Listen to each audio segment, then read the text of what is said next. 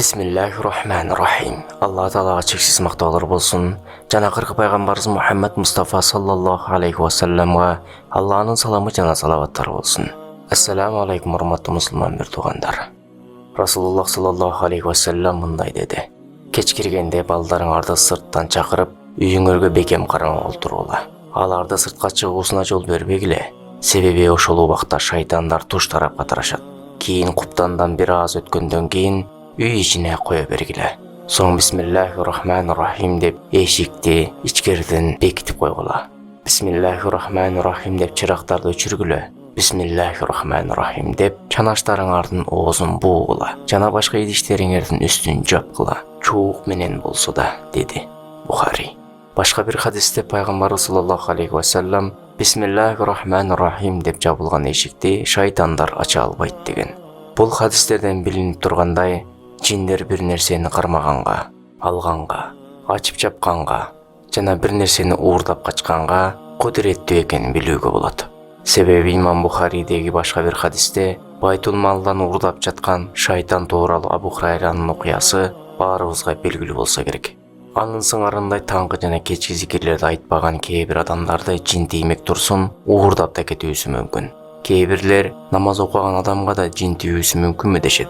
Ооба, намаз окуп эле тим болбостон, балким чоң аалымдарды да таңкы жана кечки зикирлерди айтпагандыгы үчүн жин тийип шал оорусуна туш болуп калган учурлар кездешет.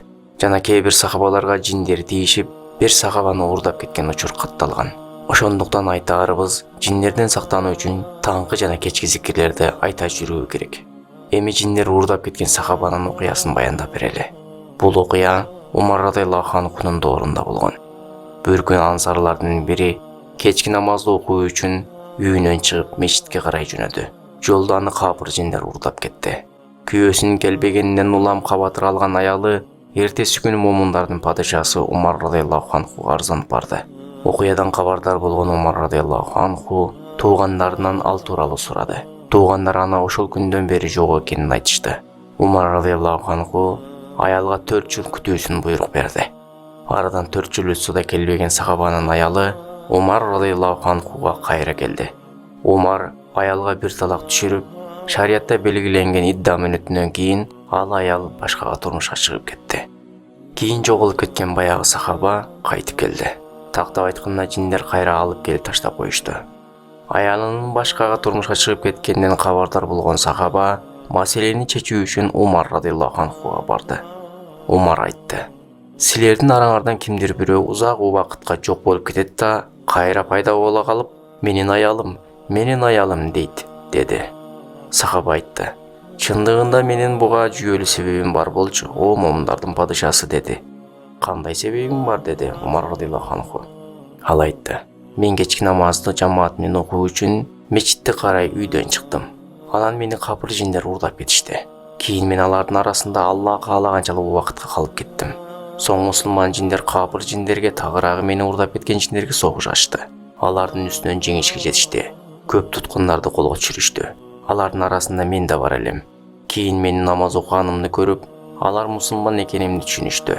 Жана мени туткунда кармабоо керектигин айтышып, мага кааласаң бул жерде биз менен чогуу эркиндикте жаша, кааласаң кайра үй бүлөңө алып барып таштап коебуз деп тандоого укук беришти. Мен үй бүлөмдү тандадым. Соң биз түндөс жолго чыктык. Алар менен сүйлөшпөдү.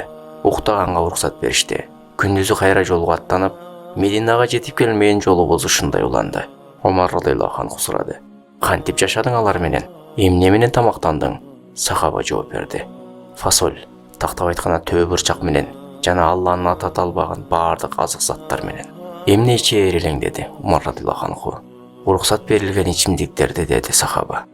Умар айтты: Анда сенде тандоо бар. Кааласаң берген калыңыңды толук алып, аялыңды бошот. Кааласаң аялыңды кайтарып ал, деди. Имам Байхақи сахих риваят менен. Хадистеги ансар балким жаш сахабалардан болуп, жин шайтандардан коргоочу зикирлерди биле элек болуусу мүмкүн. Кийин аны жиндер уурдап кетип, аны кул катары туткунда кармашкан. Капыр жиндер арам нерселерди жегендиктен сахаба да өлүп калбоо шарты менен аз-аздан Алланын аты аталып союлбаган жанныктардын этинен жеген. Шариятта өлүм же жашоо болгон, арам тамактан башка жок болгон убакта өлүп калбоо шарты менен аз-аздан жегенге уруксат берилет. Мына ушундан кийин Малики мазхабында 4 жыл дарексиз кабарсыз жоголуп кеткен эрдин аялына бир талак чүрүшкөн. Азыр бул фатвага ханафилер да амал кылып, үйлөнүп алып чет жака иштеп кетип 4 жылдан бери дарексиз жолгондордун аялына аалымдар тараптан бир талак чүрүлүп жатат. Ал-Мухим жиндерден сактануу үчүн таңкы жана кечки зикирлерди айтып, сүннөткө амал кылып жүрүү керек. Мына баткендик бир эжебиз да бир канча убакыттан бери кечинде чыгып кеткен бойдон кайра кайтып келген жок. Айыл эли, атайын кызмат адамдары издеп да таба алышпады. Эгер таңкы жана кечки зикирлерди айтып жүрбөгөн болсо, балким жиндер уурдап да кеткен болуусу да мүмкүн. Себеби дагы башка бир риваяттарда аялдарды уурдап кеткен учурлар да катталган. Ал окуя тарикат аалымдарынын бири Абдул-Кадир Жейланинин доорунда болуп өткөн. Бир жолу капаланган бир адам Жейланига келип, кызын үйүнүн короосунан жиндер уурдап кеткенин айтты. Абдул-Кадир Жейлани буйрук берди. Баланча дөбөгө барып, Бисмиллахир-рахманир-рахим деп тегерек сызыксыз. Акыркы куптан намаздан кийин жиндер ал жерде топ-топ болуп чогула башташат. Аларды көрүп коркпо. Кийин алардын бир башчысы келет. Ал сенден сурайт: "Эмне кылып отурасың?" деп. "Сен ага айт, мени Абдул-Кадир жөнөттү" деген. "Кийин маселеңди айт" деди. Эми окуяны башынан өткөргөн киши өзү айтып берсин. Мен шейх айткандай кылып, Алланын аты менен тегерек сызык сыздым. Соң көрүнүшү коркунучтуу жиндер келе баштады. Мен сызган сызыктан бери өтө албай, арыраак турушту. Ошентип алардын башчысы келди. Ал ат минип алган жана аны куурчап турган бир топ жиндер бар экен. Мен сызган сызыктын жанын аты менен келип сурады. "Эмне кылып отурасың?" Мен айттым: "Мени Абдул-Кадир Жейлани бул жака жөнөттү" дедим.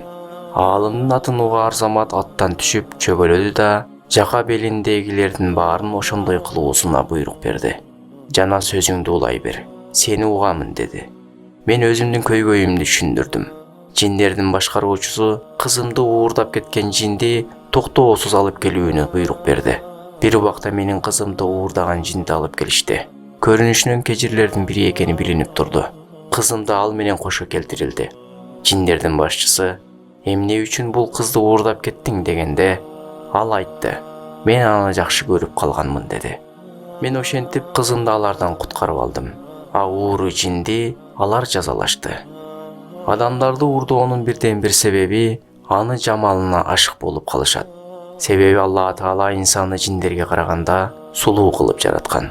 Бул тууралуу Куранда "Биз инсанды чырайлуу көрүнүштө жараттык" дейт. Тин сүрөсү 4-аят. Бул окуяларды эмне үчүн айтып жатабыз? Кыздарыбыз ачык кийинбей, жоолук менен намазга бекем болуп, таңкы жана кечки зикирлерди айтып, сүннөткө бекем болуп жүрүүбүз үчүн айтып жатабыз. Жөнөкөй окуясы жок эле ушул зикирлерди айтып жүргүлө деп койсок болор эле. Бирок курук сөзгө көпчүлүк амал кылбайт экен.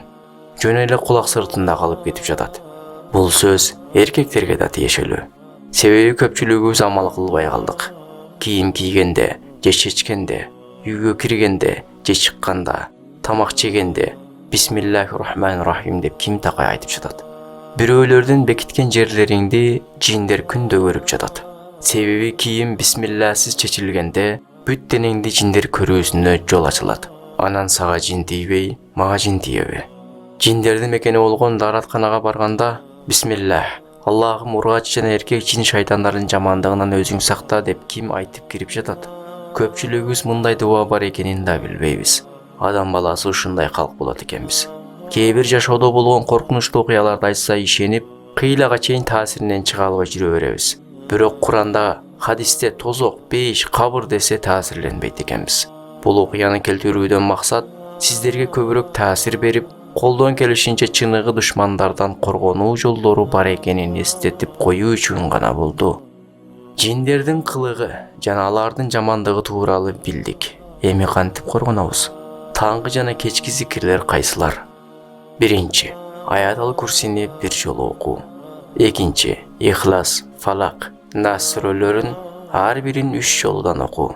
3. Аузу бикалиматиллахи тааммати мин шарри ма халак деген дуаны 3 жолу окуу. 4. Бисмиллахиллази ла ядуру ма исмихи шай'ун фил арди ва ла фис самаи ва хуас самил алим деген дуаны 3 жолу окуу. Мындан башка дагы кошумча зикирлерди айтууну каалагандар Атайын Маснун Дубалар же Бекемчеп деп аталган китептерден окуп жаттап айтса нур үстүнө нур болот. Биз болгону жиндерден жана башка жандыктардан келүүчү зыянды тосуучу зикирлердин негизгилерин гана айттык. Эскертүү: бул зикирлерди ыхлас менен, ушулар себептүү Алла мени жамандыктардан коргойт деп чындап ишенүү менен айтсаңыз, мына ошондо зикирлер өз пайдасын берет. Эми амал кылалы. Ассаламу алейкум рахматуллах ва баракатух.